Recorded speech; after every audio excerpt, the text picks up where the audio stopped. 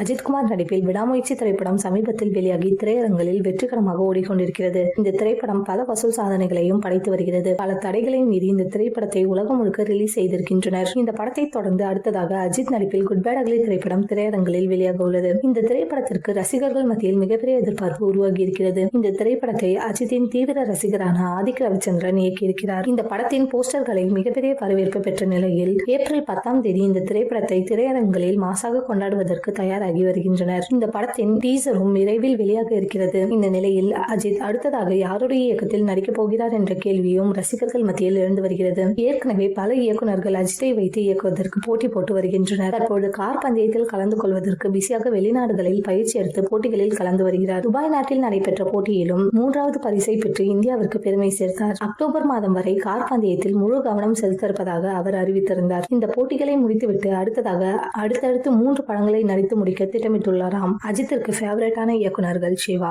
விஷ்ணுவர்தன், வெங்கட் பிரபு போன்ற இயக்குநர்கள் கதை கூறியிருக்கின்றனர். மேலும் சர்ப்ரைஸாக லோகேஷ் கனகராஜ் மற்றும் அட்லி இருவரும் கதை சொல்லி உள்ளதாக கூறப்படுகிறது. அட்லி மற்றும் அஜித் கூட்டணியில் ஏற்கனவே ஒரு படம் பேச்சுவார்த்தை நடைபெற்றது. சன் பிக்சர்ஸ் தயாரிப்பில் அஜித் ஒரு படத்தில் நடிக்க கமிட் ஆகியுள்ளதாகவும் சொல்லப்படுகிறது. இந்த திரைப்படத்தை அட்லி இயக்க வாய்ப்புள்ளதாக சில தகவல்கள் தெரிவிக்கின்றன. இந்த படம் உறுதியானால் எளிமையாக பட பூஜையை போடப்பட்டு படத்தினை சன் பிக்சர்ஸ் நிறுவனம் தயாரிக்கும் என எதிர்பார்க்கப்படுகிறது. சமீபத்தில் உதயநிதி ஸ்டாலின் ரெட் ஜெயின் மூவிஸ் தயாரிக்கும் திரைப்படத்திலும் அஜித் நடிக்க சம்மதம் தெரிவித்துள்ளதாகவும் தகவல்கள் வெளியாகியிருந்தன.